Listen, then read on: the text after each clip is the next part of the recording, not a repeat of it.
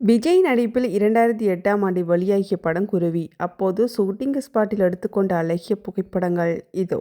இப்படத்தை இயக்கியவர் தரணி, நடிகர் விஜய், நடிகை த்ரிஷா, இசை வித்யாசாகர். இப்படத்தில் விஜய் கார் ரேசிங் செய்பவராகவும் தனது குடும்பத்திற்கு ஏற்பட்ட பிரச்சனைக்காகவும் வில்லனை பழி வாங்குவதுதான் போராடுவதுதான் படம். இப்படம் 50 நாட்கள் ஓடியது. மொத்த வசூல் 60 கோடி.